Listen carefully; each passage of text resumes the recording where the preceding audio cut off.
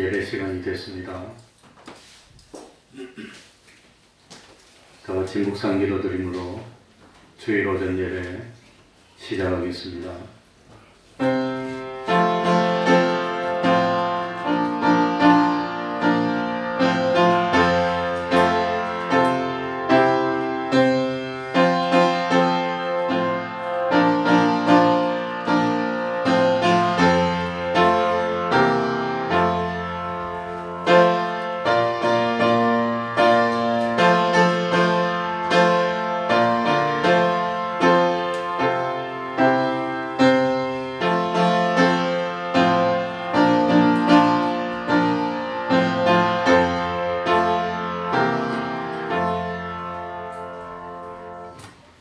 하나님 아버지, 거룩한 주일을 허락하여 주시고 감화감동의 역사를 하여 주셔서 우리를 하나님 앞으로 불러주시고 예배드릴 수 있는 은혜 베풀어 주시니 진실로 감사드리며 중심으로 감사드립니다.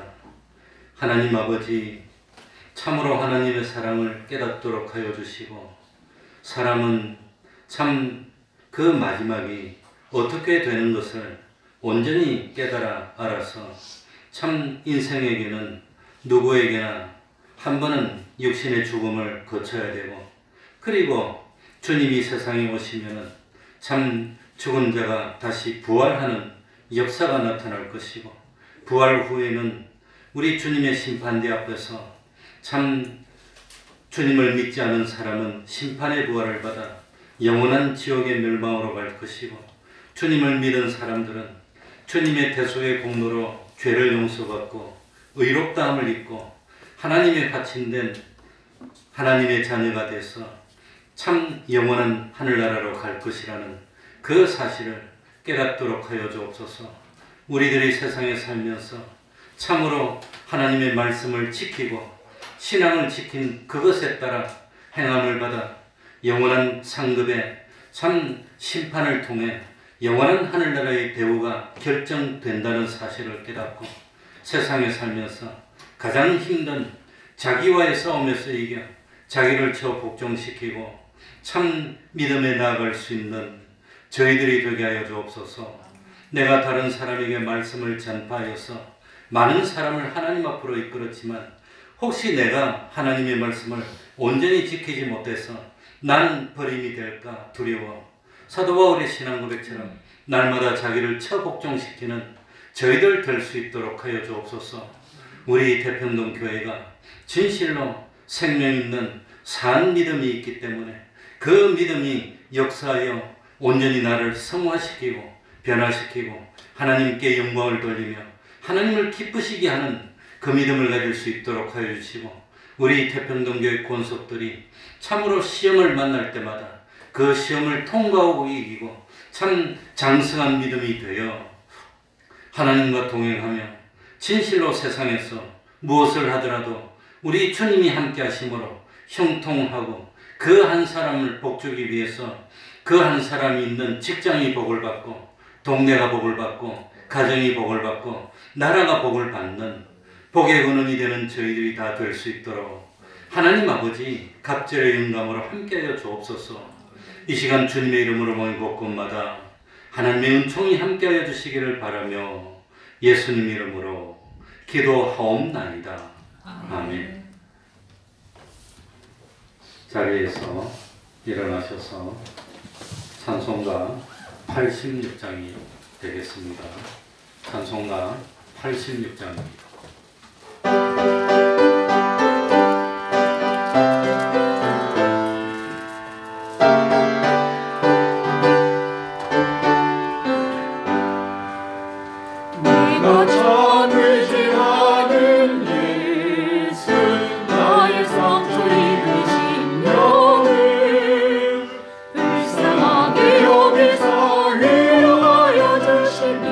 예쁘신 나의 좋은 친구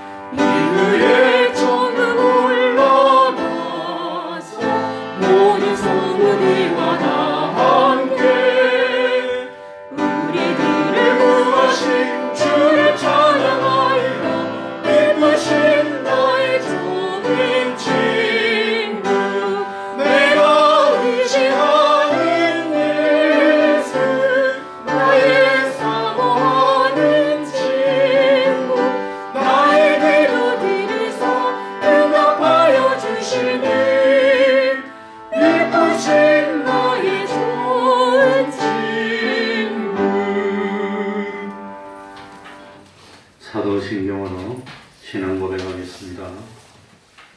전능하사 천지를 만드신 하나님 아버지를 내가 믿사오며 그 외아들 우리 주 예수 그리스도를 믿사오니 이는 성령으로 잉태하사 동정녀 마리아에게 나시고 본디오 빌라도에게 고난을 받으사 십자가에 못 박혀 죽으시고 장사한 지 사흘 만에 죽은 자 가운데서 다시 살아나시며 하늘에 오르사 전능하신 하나님 우편에 앉아 계시다가 저리로서 산자와 죽은 자를 심판하러 오시리라.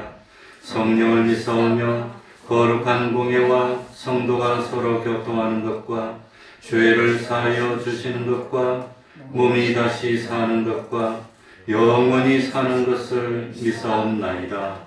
아멘. 자리에 앉으셔서 찬송가 253장입니다.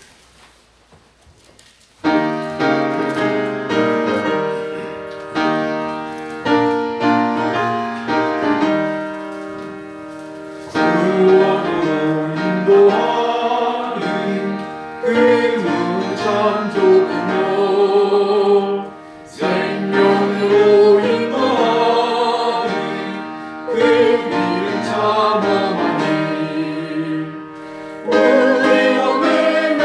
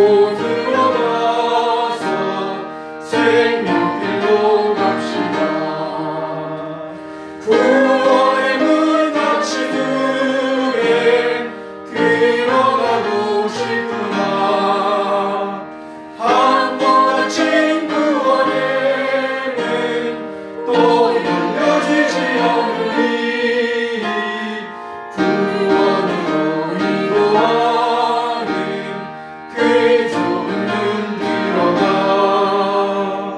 영생으로 인도하는 그 생명길 갑시다. 이 시간에는 교동문 41번을 교독하겠습니다. 교동문 41번.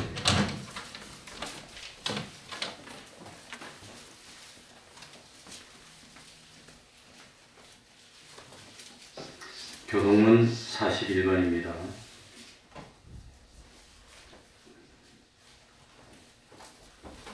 보라, 내가 새 하늘과 새 땅을 창조하나니 이전 것은 기억되거나 다음에 생각나지 아니할 것이라.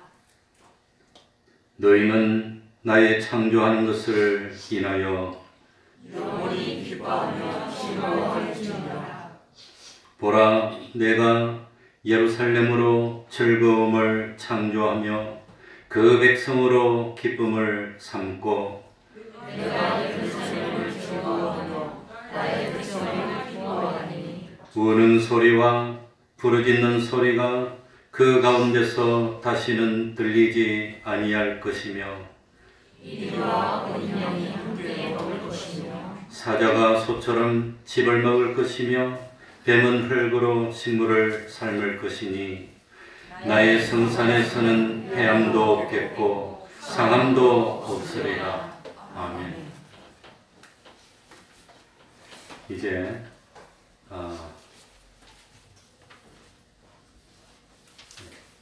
최경수 집사님 예배를 위해서 기도해 주시겠습니다.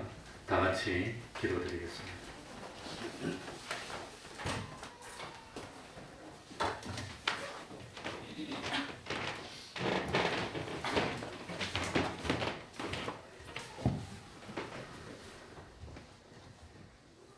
우리 주 하나님 아버지, 세상 어느 것에도 의지할 데 없는 저희가 오직 주님만 의지하고자 오늘도 두 손 들고 하나님 아버지께 나왔습니다. 많고 많은 사람들 가운데 저희를 구별하여 자녀 삼으시고 사랑하여 주신 특별한 은혜에 다시 한번 감사드립니다.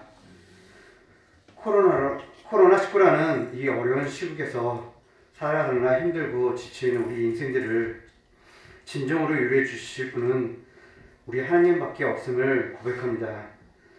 성도들 가정마다 모두 하나님께 간절히 드리는 기도 제목들이 있고 남들에게 일일이 말할 수 없는 아픔도 있습니다. 아버지께 엎드려 자복할 때에 주님, 저희들 불쌍히 여겨주시어 저희들의 상처를 치유하여 주시고 슬픔이 기쁨으로 바뀌는 은혜를 주셨소서. 이 시간 나라 방방곡곡에서 온라인 비대면 예배로 또 소규모 인원으로 쪼개서라도 예배하는 주의 백성들을 기특하게 여겨주시고 저희들의 예배를 기쁘게 받아주시옵소서. 예배는 선택이 아니고 필수인 저희에게 예배 없는 성도의 삶을 생각할 수도 없고 세상 사람들과 구별될지도 알 뿐더러 그들은 이해할 수도 못합니다. 하지만 코로나19라는 이 엄중한 상황 가운데서 저희들은 갈등하고 있습니다. 철저하지 못한 개인 위생과 방역 환경에서 드려진 예배와 집회로 인하여 빚어진 확진자 확산 사례들을 돌아볼 때에 세상의 비난을 피하기 어렵고 우리의 목숨과도 같은 예배를 두고 딜레마에 빠질 수밖에 없는 이 상황이 너무도 힘듭니다.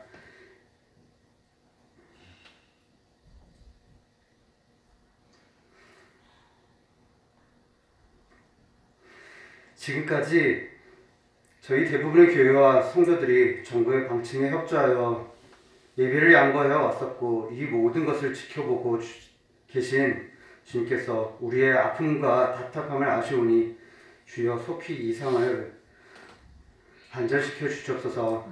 하나님 아버지 뜻이 이 땅에 임하시옵소서. 이렇게 드리는 예배마다 찬양을 생략해가며 간단하게 거두절미하게 드리고 예배 횟수도 줄이다 보니 주님께 대한 정성은 희박해지고 우리의 신앙은 점점 이것을 당연히 여기며 육신의 안일함을 추구하는 위험 신호가 커지고 있습니다. 주님, 이것은 당장 편한 믿음이 될지 몰라도 결국은 우리에게 독이 될 것입니다. 예전에 온전한 예배로 돌아갈 수 있도록 은혜를 베풀어 주옵소서.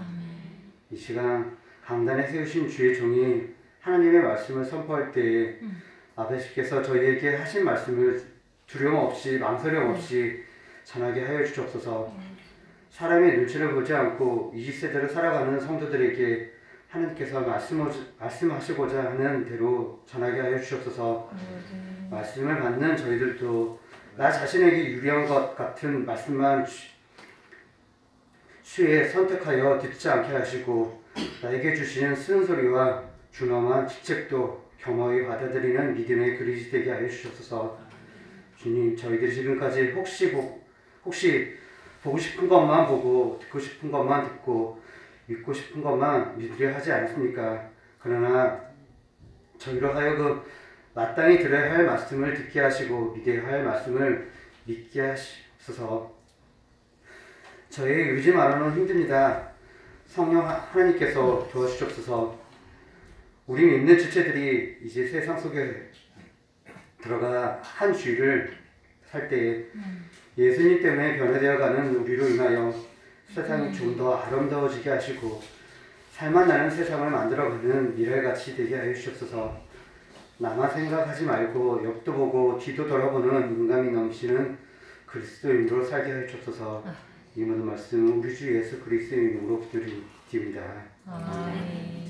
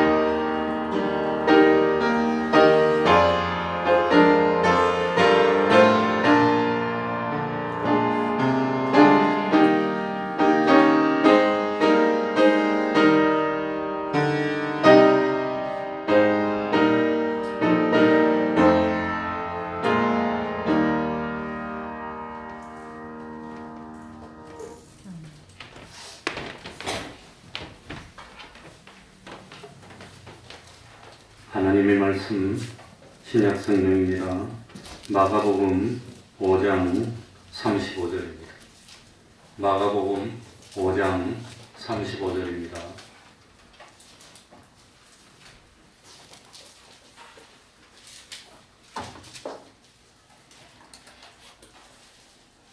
제가 읽겠습니다. 아직 말씀하실 때에 회당장의 집에서 사람들이 와서 가로되 당신의 딸이 죽었나이다. 어찌하여 선생을 더 괴롭게 하나이까? 예수께서 그 하는 말을 곁에서 들으시고 회당장에게 이르시되 두려워 말고 믿기만 하라 하시고 베드로와 야고보의 형제 요한 외에 아무도 따라옴을 허치 아니하시고 회당장의 집에 함께 가사 헌화함과 사람들의 울며 심히 통곡함을 보시고 들어가서 저희에게 이르시되 너희가 어찌하여 헌화하며 우느냐? 이 아이가 죽은 것이 아니라 잔다 하시니 저희가 비웃더라. 예수께서 저희를 다 내어 보내신 후에 아이의 부모와 또 자기와 함께한 자들을 데리시고 아이 있는 곳에 들어가사 그 아이의 손을 잡고 가라사대 달리다굼 하시니 번역하면 곧 소녀야 내가 네게 말하노니 일어나라 하심이라. 소녀가 곧 일어나서 걸으니 나이 12살이라. 사람들이 곧 크게 놀라거늘 예수께서 이 일을 아무도 알지 못하게 하라고 저희를 많이 경계하시고 이에 소녀에게 먹을 것을 주라 하시니라. 아멘.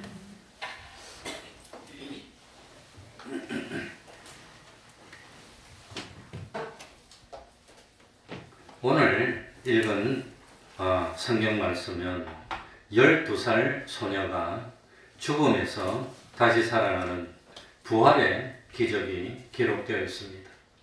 죽음은 인간이 겪어야 하는 최고의 비극이고 최고의 슬픔입니다. 그 어떤 뛰어난 사람도 죽음 앞에서 절망했고 낭망했습니다. 아직 인류 역사에 죽음을 이긴 사람은 없습니다. 죽음은 나이 많은 사람뿐 아니라 청년도 삼키고 어린아이도 삼키고 또 참 구별하지 않고 모든 사람을 삼킵니다. 행여나 절망적인 상황으로 인해서 낙심이 된다면 오늘 36절 말씀을 기억하시기 바랍니다. 두려워 말고 뭐하기만 하라? 믿기만 하라. 믿기만 하면은 된다고 하는 겁니다. 35절부터 우리 한 절씩 읽어 나가겠습니다. 오늘 이 말씀 속에 감춰진 구원의 메시지가 뭔지를 한번 생각해 보시기 바랍니다. 35절입니다. 같이 읽겠습니다. 아직 말씀하실 때에 시작. 아직 말씀하실 때에 회당장의 집에서 사람들이 와서 가로되 당신의 딸이 죽었나이다. 어찌하여 선생을 더 괴롭게 하나이까?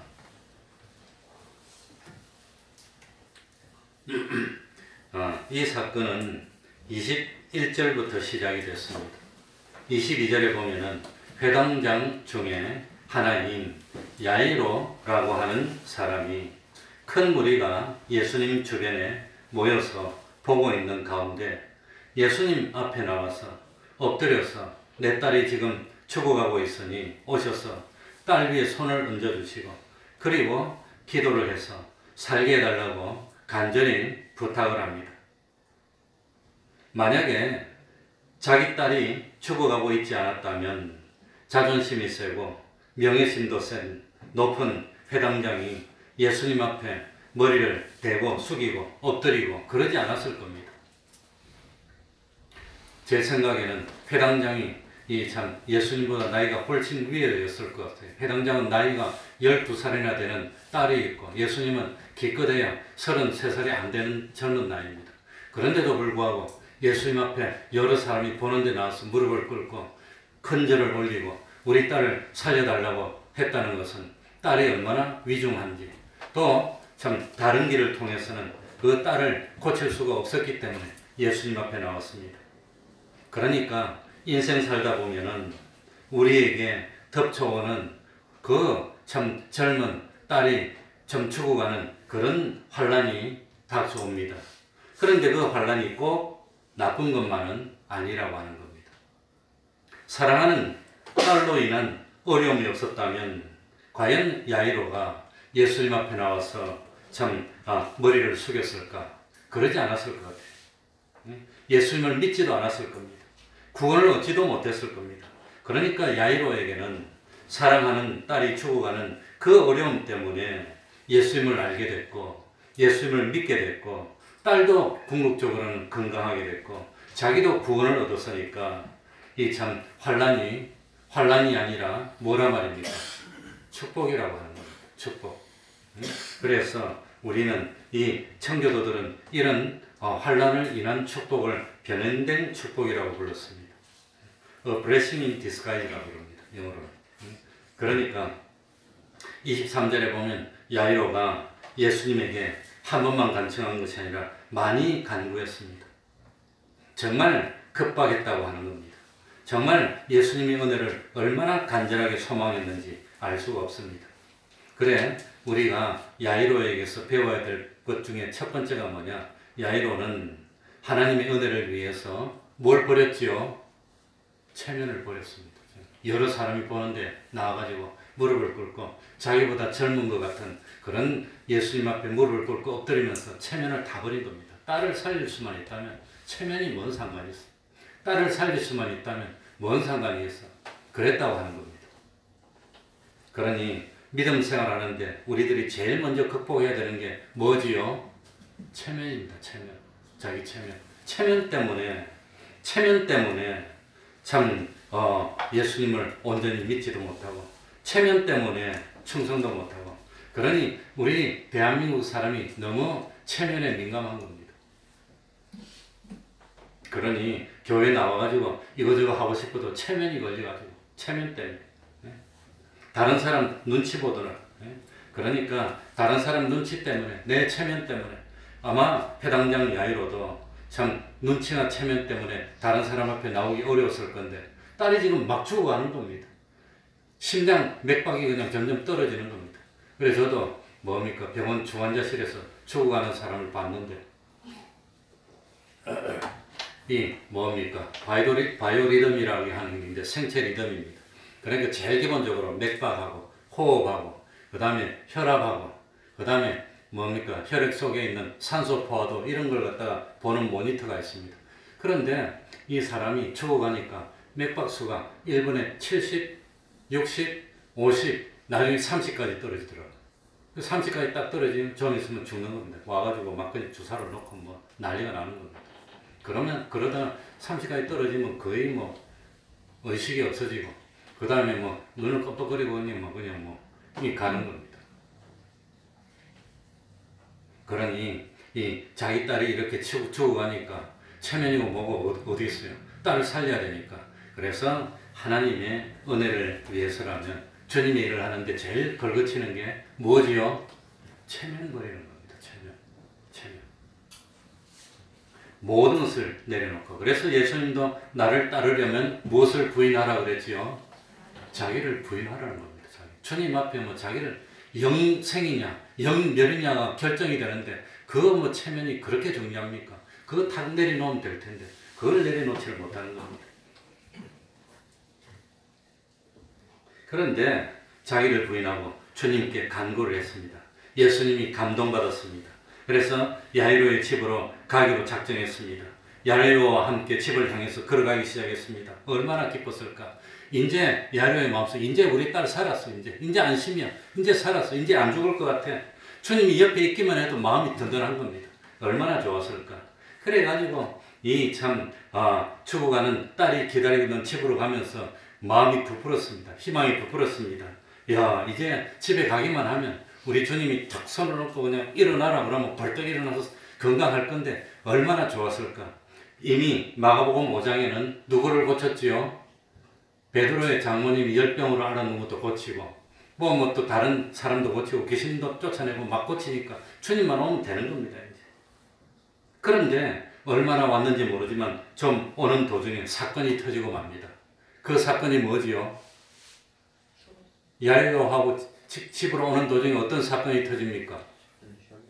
12년 동안 혈류증을 앓았던 여인이 주님의 길을 가로막는 겁니다. 그래서 이 12년 혈류증 여인이 주님의 뒤쪽에 가서 옷자루를 잡고 병을 고치는 사건이 생겼습니다.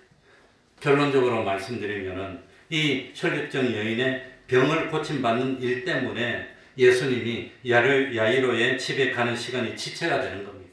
그리고 참 이 지체가 된 그것 때문에 빨리 못 갔더니 그 사이에 딸이 죽어버렸어요.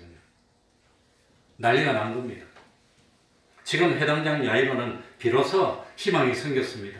딸 살릴 수 있어. 우리 딸 잘 될 수 있어. 살릴 수만 있다면 잘 되기만 한다면 무슨 일을 못하겠어. 그러면서 예수님하고 사이드 바이 사이드입니다. 나란히 서서 예수님을 모시고 가면서 들떴습니다. 희망이 부풀어서 이제는 막 빨리 가면 되는데 의상한 여자가 하나 툭 나오더니 집에 못 가고 그냥 멈춰 선 겁니다. 얼마나 속이 타겠습니까? 빨리 가야 되는데 딸이 지금 막 죽어가고 있는데 빨리 가야 되는데 응급실에 가서 우리 아이가 급한데 의사들이 안 봐주면 뭐랍니까? 고리고리 관 지르고 빨리 봐주라고 그냥 안 그러겠어요. 그래서 참 예수님이 빨리 자기 집에 가서 이 참 손을 얹고 딸이 고침받으면 좋아가지고 잔치를 베풀고 주님하고 맛있는 거 먹고 막 잔치를 하려고 막 들떴는데 갑자기 발걸음이 멈춰졌다는 겁니다. 난리 났습니다. 혈류증 여인이 예수님을 만나고 치료를 받고 건강을 회복하고 구원을 얻는 것은 좋은 일이고 기뻐해야 될 일이고 축하해야 될 일이지만 그런데 야이로의 입장에서 보면 사랑하는 딸이 지금 생명이 막 꺼져가고 있는 겁니다. 맥박이 점점 떨어지는 겁니다. 70, 60, 50, 45, 43, 30 이리 떨어지면 의식이 없어져 버리고 이제는 그냥 왔다 갔다 하고 몸에 막 경련이 오고 이제 막 죽어가는 겁니다. 얼마나 급합니까? 빨리 가야 되는데 웬 여자가 나서가지고 주님을 맡고 있고 주님은 나 또 그냥 오시면 되는데 안 가고 섰는 겁니다. 그냥 얼마나 속이 터집니까? 지금 1분 1초가 얼마나 급합니까? 마음이 가야 되는데 중요한 게 이겁니다. 왜 주님은 혈류증 여인의 병고침 받는 사건을 허용했을까요? 왜 그랬을까요? 혈류증 여인이 오든 말든 병을 고치든 말든 그냥 가버리면 되는데 주님은 안 가는 겁니다. 왜 그랬을까요? 왜 혈류증 여인 때문에 시간을 지체해서 딸이 죽게 만들었을까요? 왜 그랬을 것 같습니까? 저는 설교를 준비하면서 왜 그랬을까? 이 문제에 일주일 동안 사로잡히고 이거 생각하는 게 그게 그렇게 재미있고 참 그렇게 기쁘고 좋아. 그래서 그 이유를 발견했을 때 뛰어갈 것 같아요. 왜 그랬을까? 왜 이 21절부터 회당장하고 야이로하고 이야기하다가 갑자기 혈류증 여인이 툭 튀어나왔습니다. 그런데 그것 때문에 막 기다리다가 딸이 죽어버렸습니다. 그러고 35절부터 다시 또 시작되는 그 야이로의 딸 병고침이 또 시작됩니다. 왜 가운데 이런 참 구조를 넣는 이런 일이 생기는 걸 예수님이 허락했을까요? 가가지고 물어봐. 가르쳐주지 말고 국어 박사한테 문학하는 사람한테 물어보세요. 왜 이런 걸 넣었을까? 예? 마가복음 1장 1절에 보면은 마가복음을 기록한 목적이 나옵니다. 하나님의 아들 예수 그리스도 복음의 시작이라. 마가복음의 주제가 뭐지요? 예수님은 누구십니다? 하나님의 아들입니다. 예수님은 우리의 구세주입니다. 하는 것을 나타내어서 사람을 구원하는 게 마가복음의 목적입니다. 그런데 35절에 보면은 결국 예수님이 야이로의 집으로 가기도 전에 야이로의 딸이 죽었습니다. 죽고 나니까 사람들이 뭐랍니까? 예? 당신의 딸이 죽었나이다. 어찌하여 누구를? 선생을 더 괴롭게 합니까? 이제 올 필요 없다는 겁니다. 죽어서 다 끝났는데 와서 뭐합니까? 이제 올 필요 없습니다. 저 선생님 괴롭히지 마세요. 안 와도 됩니다. 이제 끝났습니다. 초상칩니다. 이제 이래 됐다고 하는 겁니다.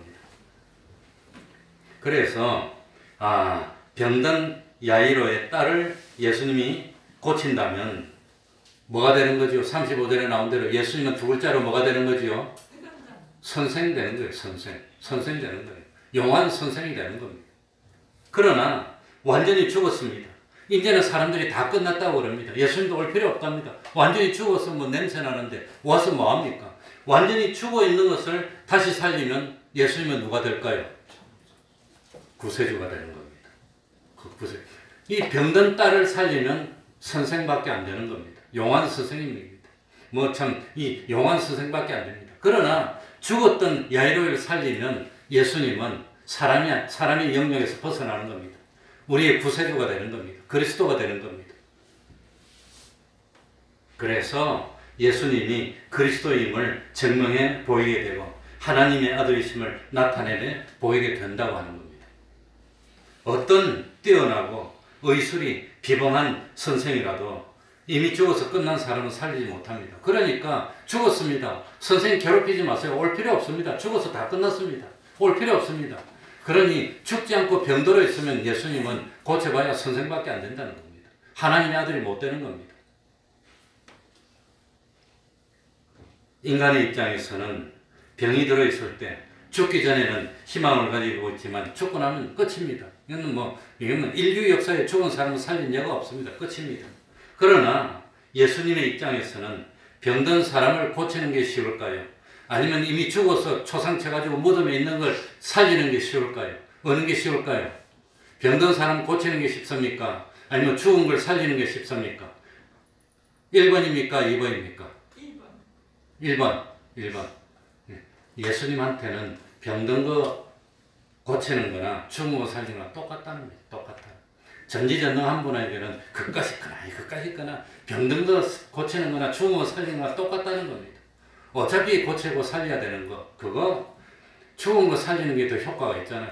병드는 거 고쳐봐야 야, 이 사람이 의사인데 용하네, 잘 고치네, 요거밖에 안 되는 겁니다. 잘 고치는 의사밖에 안 되는 겁니다. 죽은 거 살리면 의사가 아니라 이거는 누가 되는 겁니까? 하나님이 되는 겁니다. 구세주가 되는 겁니다.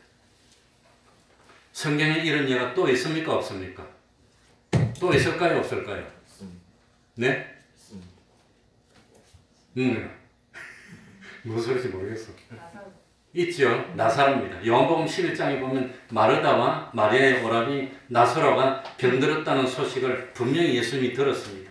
근데 11장 6절에 보면 이틀을 덧끌면서 알면서 일부러 안 가는 겁니다. 왜 안 가지요? 죽으라고 안 가는 겁니다. 죽으라고. 그래가지고 이틀이 지나고 난 뒤에 나사로가 죽었다는 소식이 왔습니다. 그러니까 가자 예수님이 그러고 죽었다는 소식 듣고 갑니다. 왜 그랬죠?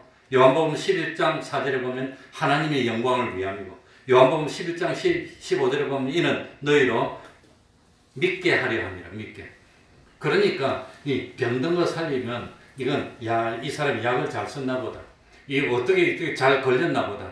참 이 아들 말로 아다리가 잘 맞아서 살았나 보다. 이렇게 말이 되지만 이미 죽어서 장사 지는 지 나흘이나 지났습니다. 썩어서 냄새가 나는 걸 살리면 누가 되는 겁니까? 하나님의 아들이 되는 겁니다. 그건 신의 영역입니다. 하나님이 되는 겁니다. 그래서 참 이 마르다와 마리아에게 예수님은 죽어도 상관없구나. 야, 언젠가는 살아나겠지가 아니고 죽어도 그 자리에서 팍 살아나와가지고 죽어서 썩어서 냄새가 나는 사람이 막 나서 다니고 먹고 하니까 이건 완전히 하나님의 아들이 되는 겁니다. 그래서 혈혈증 여인이 참 뭡니까? 여인의 일을 처리하고 이제 회당장 집으로 발걸음을 돌리려고 하는데 야이로의 집에서 사람들이 와서 딸이 죽었다는 소식을 전했습니다. 희망이 절망으로 변했습니다. 기쁨이 슬픔으로 바뀌었습니다. 그런데도 예수님은 눈도 끔찍하지 않는 겁니다. 이제는 예수님이 집에 오실 필요가 없다고 그럽니다. 그 말을 듣고도 눈도 끔찍하지 않는 겁니다. 그 말을 듣고 예수님이 뭐라고 그랬죠? 36절 보시기 바랍니다. 뭐라고 그럽니까? 다 같이 읽어요. 예수께서 같이 시작. 예수께서 그 하는 말을 곁에서 들으시고 회당장에게 이르시되 두려워 말고 믿기만 하라. 죽었지만 뭐만 하면 된단 말입니까? 믿기만 하면 살릴 수 있을까 걱정 말라는 거예요. 죽었다는 소리 들으니까 더 좋아, 더 기뻐. 와, 이제 죽었구나. 이제 죽었네. 왜? 죽었어야 살리고 예수님이 하나님의 아들이고 능력을 발휘할 거 아닙니까? 살아있는 거 병 고쳐봐야 와, 의사 이 사람 참 용하다. 그거밖에 안 되는 거예요. 그러니까 이미 죽었습니다. 나사로가 이미 죽었습니다. 냄새가 나고 있지만 믿으면 하나님의 영광을 보리라 하지 않았느냐. 죽어서 냄새가 나도 믿으면 하나님의 영광을 보는 겁니다. 믿었더니 나사로가 살아나오니까 하나님께 감사하고 영광을 돌리고 하나님의 나라가 되는 겁니다. 믿음은 한이 없는 겁니다. 능력이. 그러니까 믿음은 죽어도 상관이 없는 겁니다. 그러니까 두려워하지 말라는 겁니다. 왜 두려워합니까? 죽을까봐.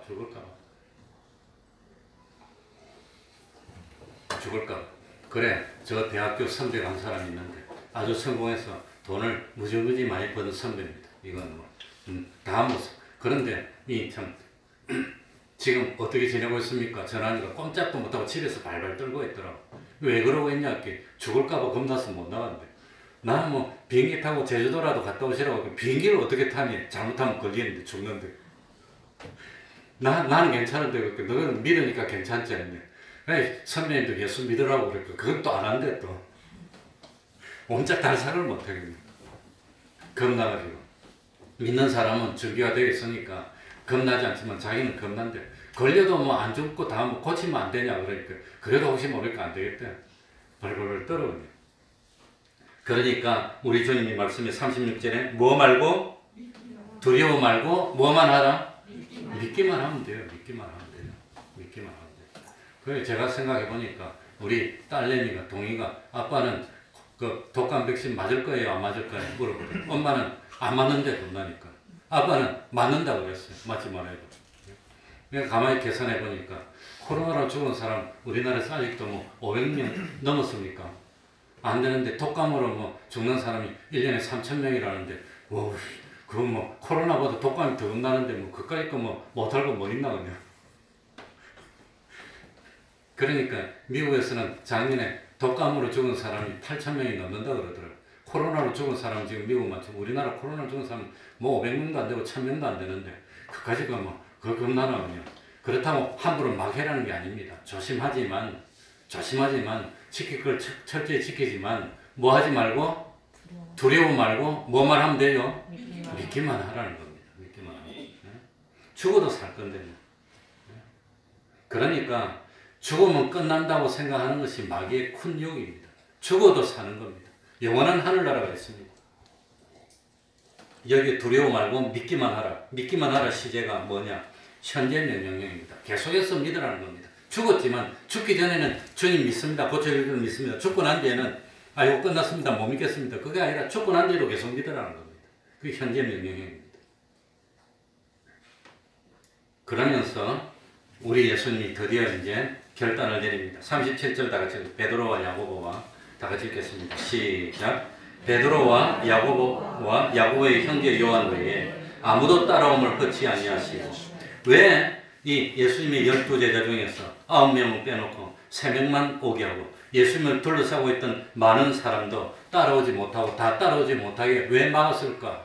왜 막았을 것 같습니까? 왜 막았지요?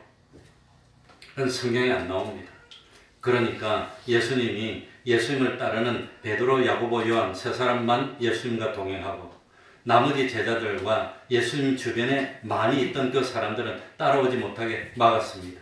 아마 베드로, 야고보, 요한은 죽은 사람을 살리는 현장을 보고 감동을 받고 그 감동을 나머지 9 제자들에게 간증해서 은혜를 나누게 하려고 참 정인으로 따라가게 하지 않았을까?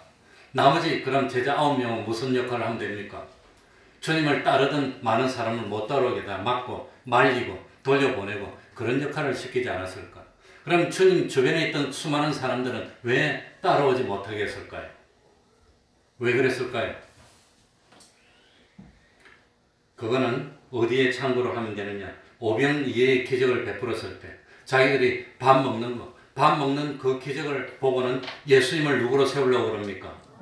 왕으로, 억지로 왕으로 세우려고 하는 그런 일이 있었습니다. 예수님을 왕으로 세우면 십자가를 질 수 있습니까? 못 집니까? 십자가 대속 공로를 이루는데 방해될 거라고 하는 겁니다. 밥 한 끼 먹어줬는데 그날인데 죽었습니다. 초상치고 있습니다. 완전히 맥박이 끊어지고 심박동도 없고 호흡도 없어졌습니다. 부패하고 있습니다. 그걸 여러 사람이 보는데 일어나래서 탁 일어나고 막 걸어다니면 이거는 뭐 오병이어가 문제가 아닐 것 같아요. 사람들이 흥분해가지고 완전히 뒤집어질 것 같아요. 죽어도 살리니까.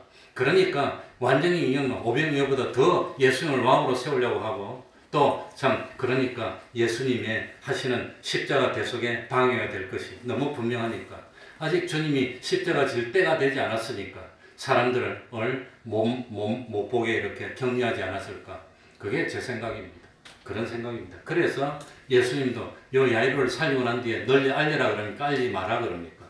아직 때가 안 됐다는 겁니다. 은혜 받을 사람만 은혜 받고 아직은 때가 안 됐으니까 알리지 말고 주님이 십자가에서 벌하고 난 뒤에 알리라고 하는 겁니다. 38절에 봅니다. 38절에 보니까 회당장의 집에 함께 가서 드디어 회당장 집에 도착했습니다. 영국으로 하면 막이 바뀌고 장소가 어디로 갔지요?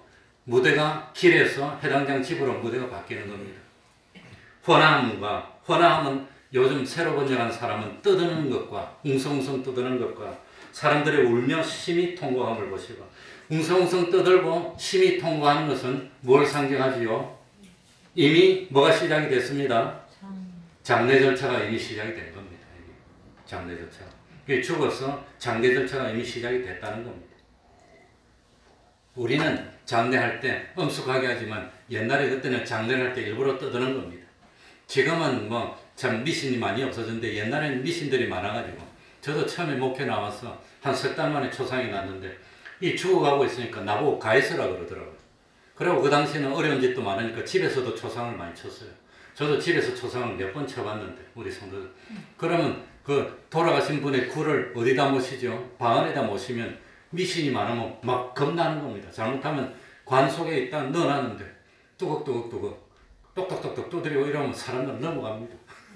그 잘못하면 그 뭐 가스가 부풀어서 움직일 수도 있고 그런데 잘못하면 사람들이 넘어가니까 우리가 가가지고 이따가 무슨 일이 생겨도 말리고 그거 해라는 거예요. 집에서 조정될 때. 그러니까 초상집에는 사람들이 많이 모여줘야 되고, 앉으면 옛날에는 2시간 정도는 있어줘야 예입니다. 이번에도 뭐 삼성에 그 돌아가셨을 때 어느 높은 사람, 바쁜 사람에서 1시간 반 앉아있다가 나왔다고 신문에 글이 나왔더라고요. 그러니까 오래 있어주는 게 예입니다. 특히 이 중동 지방에 여기에서는 그 장례식 질 때 같은 내용이 마태복음 9장에도 나오는데 피리를 불었다고 합니다. 피리 부는 사람을 돈 주고 와가지고 피리를 불면서 슬픔을 표시하고 이 집에 초상 났습니다는 걸 주변에 다 알게 하는 겁니다. 그러니까 초상 났으니까 예의를 지켜달라는 겁니다. 좀 불편해도 참아주고, 그리고 우는 사람을 돈 주고 사와가지고 곡을 하는 겁니다. 이 벌써 곡이 시작된 겁니다. 그래가지고 초상이 막 진행되고 있는 겁니다. 주님이 고치려고 가보니까. 그래서 주님이 한마디 했습니다. 39절에 다 같이 읽어봅시다. 가관입니다. 들어가서 같이 읽습니다. 시작. 들어가서 저희에게 이르시되 너희가 어찌하여 혼하며 우느냐. 이 아이가 죽은 것이 아니라 잔다 하시니. 죽은 것이 아니라 잔다 하시니. 참 과관입니다. 이미 초상이 시작됐어요. 그래가지고 아마 사람들이 와서 북적북적 이라고 울고 뭐 곡을 하고 피리를 불고 이제 초상이 진행되고 있는데 예수님이 떠오더니 왜 이래 소란스럽냐. 그러니까 초상 치고 있다. 그러니까 아이가 죽은 것이 아니라 자고 있는데 뭔 초상이냐. 죽은 것이 아니라 잔답니다. 예수님이 부족한 겁니까? 잘 모르는 겁니까? 왜 아이가 죽은 것이 아니라 잔다고 했을까요? 왜 그랬을까요? 주님의 말씀은 단 한마디도 이유가 없는 말이 없습니다. 이유가 없는 말 할 이유가 없는 겁니다.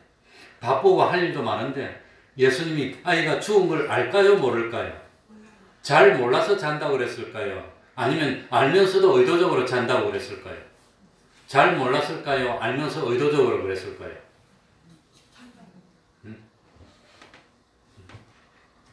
36절에 보면 예수께서 그 하는 말을 곁에서 뭐 하시고? 들으시고 다 들었습니다. 예수님도 아이가 죽었다는 걸 알고 있습니다. 이미 맥박이 끊어졌습니다. 아마도 예수님 말고도 의사 역할을 하는 사람도 있었을 것이고 아이가 죽었다고 죽음을 선포한 그런 역할을 하는 사람도 있었을 겁니다. 그러니까 이제 초상치해야 된다고 하고 뭐 마을에 어른들도 많고 의사 역할을 하는 사람도 있고 다 모여서 죽었다, 이제 끝났다, 맥박도 없다, 호흡도 없다, 뭐 나름대로 진단을 다 하고 끝나서 이제 초상 친다고 아마 평목을 딱 패놓고 그 위에 돌아가신 그 죽은 아이를 딱 눕힙니다. 그래 일단 돌아가시면 제일 먼저 장례 지낼 때 어떻게 하느냐, 횡목을 딱 펴놓고 그 위에 사람을 눕히면 저기 편안하게 팽팽하게 됩니다. 그래가지고 손하고 발을 딱 바로 못 얻어놔요. 그래야지 이제 이 됩니다. 옛날에는, 지금은 우리 참 초상칠 때 7번 묵습니다. 나는 묵는 걸 그렇게 반대입니다. 난 적어도 묵지 말았으면 좋겠어. 왜 묵느냐? 동양의 사고방식은 부모가 돌아가시면 자식은 죄인입니다. 왜? 부모를 못 지켰으니까. 그리고 이 부모가 아무튼 죽으면 죄져서 그거 뭡니까? 염라대왕 앞으로 그 죄인이 호송돼 가니까 묶여가는 이 묵는데, 서양 사람들은 기독교의 사상이 수천 년 이어왔기 때문에 묵지를 않습니다. 있는 옷 중에서 제일 좋아하던 옷 한 벌 딱 입고 아주 이쁘게 꾸미고, 그리고 꽃으로 딱 꾸미고, 장례식 절차가 뭐냐, 돌아가신 분을 보면서 꽃을 하나 던지고 마지막으로 아름다운 모습을 보고 안녕하고 딱 있는 겁니다. 그래서 서양식 장례식인데 동양식은 묶고 입으면 얼굴도 씌우고, 사형 집행하는 사람 얼굴 씌우는데 왜 그 죄수도 아닌데 씌우냐. 그래서 기독교에서 기독교식으로 장례식을 바꿉시다. 서양처럼 우리도 묶지 말고, 뭐 죄졌나 묶게, 그냥 편안하게 하고 뭐 참 깨끗한 옷을 입히고 딱 화장해서 마지막에 아름다운 모습을 보고 이 꽃을 던지고 딱 빠이빠이하고 잊어버리고, 그게 더 낫지. 그래 나는 안 묵었으면 좋겠어. 왜 그냥 죄수도 아닌데 배옷을 왜 입혀 그거, 죄수복을 왜 입혀 그거. 죄수복을 입히지 말고 이 참 좀 괜찮은 옷 입히지. 서양 사람들은 딱 괜찮은 정장을 딱 입힙니다. 근데 우리는 죄수복을 입혀요. 아무튼 그건 시간이 나니까. 그런 예수님이 왜 죽은 것이 아니라 잔다고 그랬을까요? 그거 하다가 빠졌어. 왜 그랬을까요? 왜 그랬을까요? 그래, 성경에는 성도들의 죽음을 잠자는 걸로 표현합니다. 왜? 궁극적으로 나중에 뭐 할 거니까? 부활할 거니까. 그럼 지금도 부활할 거니까 잔다고 주님이 그랬을까요? 그건 아닙니다. 뭐 죽은 건 모릅니까? 이거 다 알고 있는데. 그러니까 만약에 예수님이 병들어가고 죽기 전에 딸을 고치려고 원했으면 그 12년 혈류증 여인이 뒤로 와서 옷을 만져서 병 나아도 무시하고 그냥 바쁘게 갔을 거예요. 바쁘게 가가지고 죽기 전에 고쳤을 겁니다. 그런데 아무도 몰라. 이 혈류증 여인이 고침받는 것은 예수님하고 혈류증 여인이 둘밖에 몰라. 그런데 예수님이 굳이 돌이켜서 누가 내 옷을 만졌느냐. 그래야 할 필요가 없는 겁니다. 일부러 예수님이 시간을 끈 겁니다. 일부러. 그러니까 제자들이 복잡한데 왜 그런 걸 묻습니까? 그러니까 누가 만졌냐고 돌아보니까 혈증 여인이 탈로 나가지고 고백을 하고 이때까지 있었던 일을 쭉 말합니다. 그러면서 시간을 일부러 끄는 거예요. 그래가지고 혈증 여인 보고 내 믿음이 널 구원하였다. 이제 병 나았다 가라. 그랬더니 그 사이에 벌써 죽어가지고 소식 전하러 사람이 이까지 왔어. 그 사이에. 그래가지고 시간이 많이 끈 겁니다. 일부러 끈 겁니다. 예수님은 야이로의 딸이 죽기까지 기다리고 죽음을 알고 있습니다. 그런데도 죽은 것이 아니라 잔다고 왜 그랬을까요? 왜 그랬을까요? 자, 그 다음 절에 보세요. 40절에 저희가 뭐 하더라? 저희가 비웃었다. 예수님이 잔다 하니까 비웃었다는 것은 아이가 죽었다는 것을 사람들이 뭐 하는 거죠? 죽었을까 안 죽었을까 의심한단 말입니까? 확실하게 죽었다는 걸 확신한단 말입니까? 확실하게 죽었다. 예수님의 의도가 뭐냐? 야이로의 딸이 죽었다는 걸 확신시키는 겁니다. 두 말 못하게, 세 말 못하게. 완전히 죽었다는 것을 자기 이름으로 확신해가지고 완전히 죽었다는 것을 빼도 박도 못하게 확인했다는 겁니다. 맞습니까? 그러니까 예수님이 잔다고 그러니까 예수님을 막 비웃어서 죽은 것이 아니라 잔다고 이미 다른 성경에 보면 죽었다는 걸 아는 거로 낄낄거리고 비웃더라. 이 예수님이 이게 어리석다. 죽은 것도 모르냐. 아이고 저놈이 뭐 한다고 비웃어서. 그러니까 나중에 뭡니까? 예수님이 죽었던 야이로를 살렸을 때 우리가 그때 그 죽은 것이 아니라 잠깐 기절했는데 예수님이 살렸다고 딴소리 못하게 확실하게 도장을 쳤다는 거예요. 그래 나중에 예수님이 살리면 뭐라 하겠습니까? 이 죽은 것이 아니라 우리가 잘못 알았다. 안 죽었는데 죽은 줄 알았다고. 우리가 실수했다고 그런 소리 못하게 뭐 했답니까? 죽었다는 걸 확인시키기 위해서 잔다고 그랬더니 아니다 죽었어. 그러면서 낄낄거리고 비웃기까지 했으니까. 그러니까 나중에 예수님이 죽은 야이로의 딸을 고쳤을 때 딴소리를 못하도록 확인시켰다고 하는 겁니다. 그 다음입니다. 41절입니다. 다 같이 읽어봅시다. 시간이 갔어. 아이의 손을 잡고 시작. 그 아이의 손을 잡고 가라사대 달리다봄 하시니 번역하면 곧 소녀야 내가 네게 말하노니 일어나라 하시니라. 달리다봄. 예수님이 어떻게 이 죽은 딸을 살렸지요? 어떻게 해서 살렸죠? 한마디로 딱 살렸습니다. 뭐 한마디로? 달리다굼. 다 같이 해봅시다. 달리다굼. 달리다굼. 이 달리다굼이라는 말은 그 당시에 이스라엘 사람들이 보편적으로 널리 쓰던 말이라고 합니다. 애들이 집에서 자고 있습니다. 아침에 일어날 시간 됐습니다. 일어날 시간 돼서 깨우면 일어납니까? 잘 안 일어납니까? 안 일어나지요. 그러면 막 흔들어 깨우면서 일어나를 뭘 한단 말이죠? 달리다굼이라고 한단 말이에요. 일어나 달리다굼. 그 말이 달리다굼입니다. 그런데 이 달리다는 무슨 뜻이냐면 미천한 것, 연약한 것, 소녀 그런 뜻이랍니다. 구음은 일어나라는 뜻이랍니다. 달리다굼 일어나라. 그런데 이 달리다굼은 아람어입니다. 아람어. 이스라엘 사람들이 언제부터 아람어를 썼을까요? 언제부터 아람어를 썼냐면은 이스라엘 사람들이 원래 히브리 말을 썼는데 언제부터 아람어를 쓰게 됐냐면 바벨론으로 포로로 잡혀가서 70년을 삽니다. 그러니 바벨론 사람들이 쓰던 말이 아람어입니다. 바벨론이 아람 지방이에요. 아람 나라입니다. 그래서 거기서 아람어를 쓰다가 70년 살다가 돌아옵니다. 그러니까 예루살렘에 계속 있던 사람들은 어느 말을 썼을까요? 히브리 말. 갔다가 돌아온 사람은 무슨 말을 썼을까요? 아람어를 썼다는 겁니다. 그런데 갔다가 돌아온 사람들이 주류가 됐어요. 남아있던 사람은 비주류입니다. 숫자도 작고. 그러니까 이스라엘 사람들은 바벨론 포로로 갔다 온 다음부터 계속해서 아람어를 썼고 그래가지고 예수님도 아람어를 쓰고 그 달리다굼이 아람어입니다. 그런데 신약 성경은 무슨 언어로 기록이 됐지요? 헬라말로, 그리스말, 헬라말로 기록이. 왜냐하면 헬라말이 전 세계에 통용되는 말이니까. 신약 성경을 헬라말로 써야 로마 제국 하에서 전 세계 사람들이 성경을 다 볼 수 있으니까 헬라말로 썼는데 그런데 이 아람어로 달리다굼이라고 하면 이 로마 사람도 또 이 뭡니까? 전 세계 사람도 달리다곰이 무슨 뜻인지 몰라. 그러니까 알아듣기 쉽게 달리다곰 하시니 41절에 번역하면 소녀야 내가 네게 말하노니 뭐하라? 일어나라 하심이라 번역해줬다는 겁니다. 달리다곰은 아람어인데 아람어를 번역 안 하고 소리 나는 대로 달리다곰 그대로 쓰는 겁니다. 달리다곰. 영어로 자는 사람을 깰 때 wake up 하는데 그 wake up을 일어나라고 쓰지 않고 wake up 이렇게 한글로 쓴 것과 똑같이 달리다곰 이렇게 썼다는 겁니다. 그런데 예수님이 참 다른 사람들은 다 죽었다 그러는데 그런데 참 다른 사람 놔두고 예수님이 제자 세 사람하고 그 다음에 야이로의 딸에 야이로하고 아내하고 예수님하고 6사람만 방에 들어가가지고 예수님이 이 죽었던 딸을 깨우는데 다른 뭐 의식을 하고 기도를 하고 뭐 이런 걸 하는 게 아니라 그냥 잠자고 있는 딸을 깨우듯이 달리다고 야 일어나 그만 자고 일어나 이러니까 자던 딸이 일어나는 것처럼 죽어 있다가 딸이 벌떡 일어나면 막 걷는 거예요. 그렇게 고쳤다는 겁니다. 그러니까 한마디로 예수님은 말씀으로 고친 겁니다.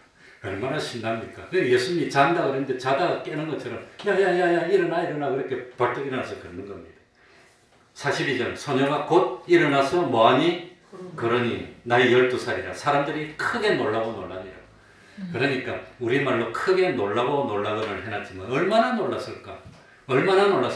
예수님이 잘 죽은 것이 아니라 잔다고 했을 때 비웃던 사람들이 이 모습을 보고 뭐라고 했겠습니까? 죽은 것이 아니라 잠을 자고 있느라 잔다 그랬더니 막 낄낄거리고 비웃었던 사람이 이 모습을 보고 뭐라고 했을 거예요? 그게 하나님의 역사라는 거예요. 너희들이 그렇게 비웃었지. 주님 믿는다고 비웃었지. 하나님 없다고 비웃었지. 달리다고 일어나 그랬더니 일어나서 걸어다니는 겁니다. 그러니까 43절에 예수께서 이 일을 아무도 알지 못하게 하라고 저희를 많이 경계하고 이에 소녀에게 뭘 줘라? 먹을 것을 줘라. 심하게 앓으면 식욕이 있습니까? 없습니까? 많이 아프면 없어. 독감만 많이 걸려도 식욕이 없고 그리고 많이 앓으면 안 먹어도 뭘 못 느끼지요? 배고픔을 못 느껴. 그런데 아이가 걸어다니고 먹을 걸 줘라는 것은 병들어서 죽기 직전의 상태로 돌아간 겁니까? 건강하게 일어난 겁니까? 건강하게 일어났다는 걸 보여주는 게 걸어다니는 겁니다. 만약에 오랫동안 앓았어. 아마 먹지를 못했을 거예요. 돌아가시기 전에 보면 눈 뜰 힘도 없어. 이따가 돌아가셨는데 일어나서 걸을 수 있습니까? 그런데 일어나서 걷고 바로 먹는 것을 준다는 것은 죽기 직전에 병든 상태로 돌아가는 것이 아니라 건강한 몸으로 다시 살아난 겁니다. 그러니까 배고프니까 허기를 느끼고 밥을 먹고 싶고 입맛이 돌아오고 다 건강해졌다는 겁니다. 그러면서 이 일을 알지 못하게 하라 한다고 모릅니까? 사람들이 다 알지. 그래도 경계했다는 것은 조심을 시키고 잘못하면 사람들이 흥분해가지고 주님의 십자가를 참 방해할 베드로가 방해했습니다. 주여 그리마옵소서 십자가를 지지 마소요 한 것처럼 주님을 위한다고 하는 것이 방해했는데 그런 일이 일어나지 않도록 말리고 경계했고 그래서 경계했습니다. 분명한 사실은 예수님은 긍휼에 풍성하신 하나님이십니다. 그래서 참 이 12년 혈육적 여인도 고쳐주시고 이 야이로의 가정에 믿음을 넣어주셔서 아마 야이로는 평생 예수님을 바로 믿었을 것 같아요. 이런 참 그러니까 우리도 어려운 일이 있으면 뭐하지 말고 두려워하지 말고 뭐만 하면 되지요? 한번 해봅시다. 뭐하지 말고 두려워 말고 뭐하라? 믿기만 하면 기적이 나타나고 인생에 참 절망이 기쁨과 소망으로 바뀔 줄 압니다. 말씀 생각하면서 통성으로 기도하겠습니다.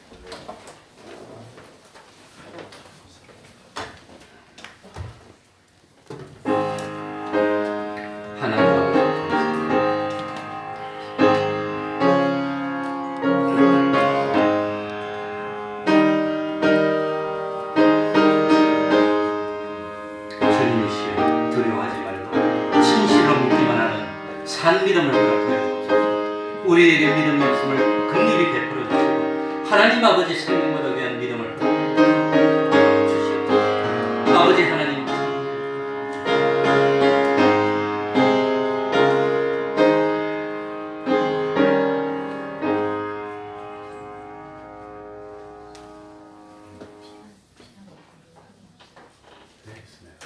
이 시간에는 특성이 있겠습니다.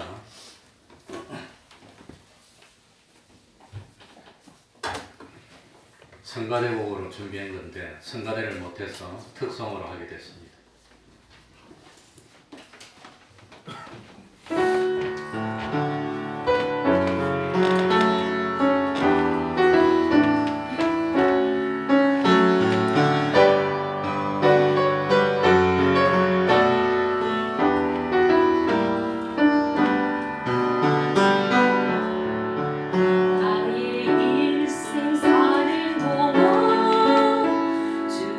예수만 따라가리 주님이 보여주신 선 나 그렇게만 살으리 환난이 닥쳐와도 내 목숨을 빼앗으려 해도 내 주를 바라보며 그렇게 살아가리 내게 주신 사명 모든 마치는 그날까지 멈추지 않으리 쉬지도 않으리 내 생명도 아끼지 않으리 이 땅에 사는 내 소망 주 위에 사는 것 오직 예수만 내 삶에 드러나니 하늘의 크신 능력이 나를 이끄시니 그 이름만 외치며 살리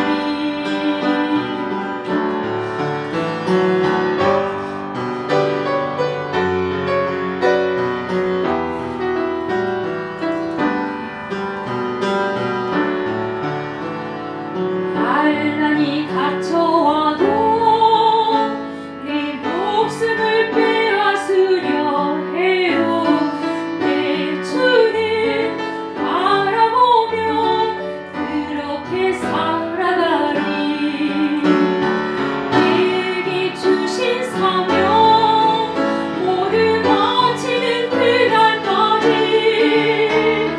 멈추지 않으리 쉬지도 않으리 내 생명도 아끼지 않으리 이 땅에 사는 내 소망 주 위에 사는 것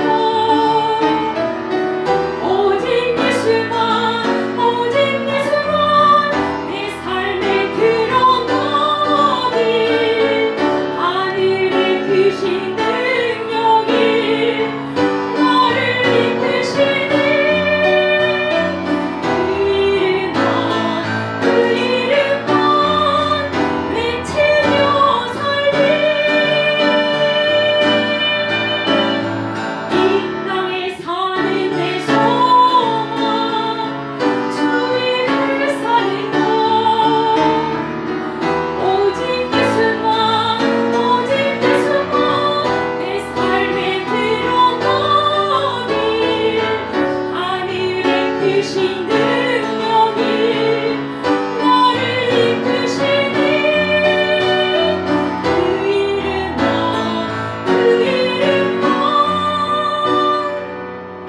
외치며 살리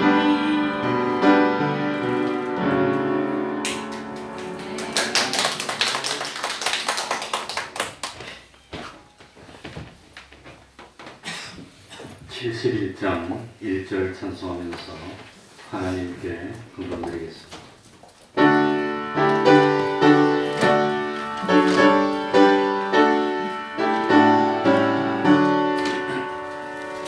내게 있는 모든 것을 아낌없이 바치네 사랑하고 의지하여 주만 따라가겠네 주께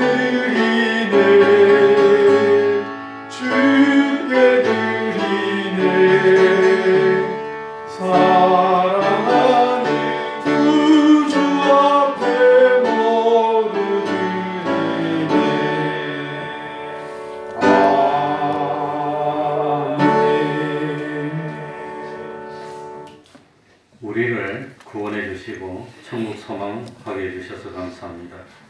우리 집 위 아래층 이사 다 갔습니다. 다 왔습니다. 아마 이사 나가서 새로 이렇게 들어온 것 같습니다. 주님께 감사드립니다. 주님의 사랑과 은혜에 감사드립니다. 가정교회를 세우시고 충만케 하시오니 감사를 드립니다. 수리 감사합니다. 주님이 주신 사명 기억하게 하시니 감사합니다. 삶에 주님 드러나도록 힘쓰게 하시니 감사합니다.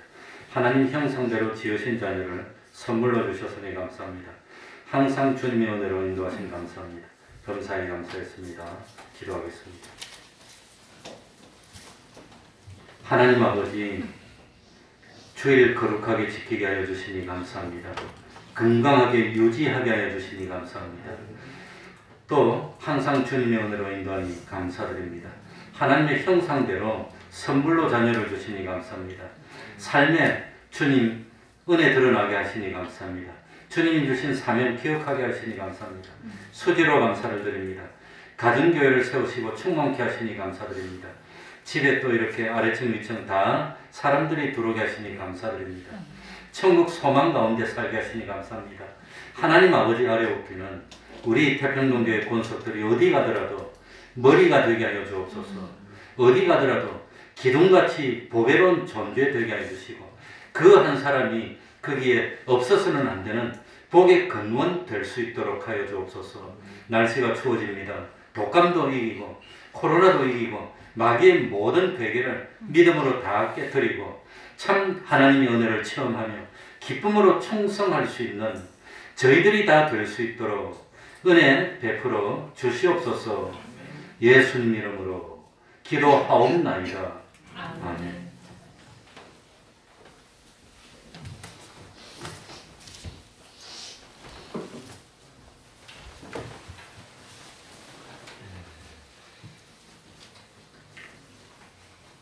힘들고 어려울수록 기도를 더 열심히 해야 됩니다. 기도가 폭발의 능력이 있습니다. 분량이 차면 하나님 기적으로 응답해 주실 겁니다. 성경 매일 읽으시기 바랍니다. 요즘 코로나가 있지만 그래도 우리의 사명, 우리의 의무는 복음 전파입니다. 가정에 예배가 있는 가정, 말씀과 기도와 찬송이 있는 가정들이 되도록 합시다. 그리고 이 교회 예배 안내에 보면 그 기도 당번도 나와 있고 식사 당번도 나오고 안내 당번도 나옵니다. 그러니까 한번 보시고 다음 주 안내가 누군지 보고 우리 교육장님들은 안내 당번이 보고 다음 주에 안내입니다 하고 미리 좀 알려서 그래도 안내도 이렇게 잘 될 수 있도록 했으면 좋겠습니다. 그러면 다 같이 일어나셔서 1장 찬송 부르고 축도로 마치겠습니다.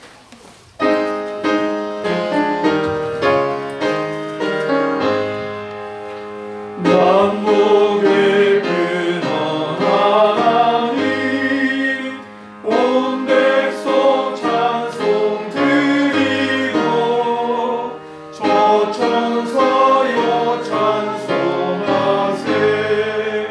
찬송 성부 성자 성도 아멘.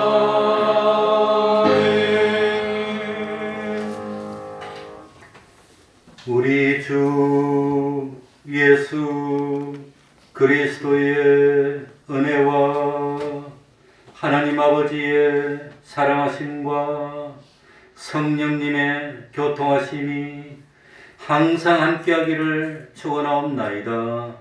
아멘.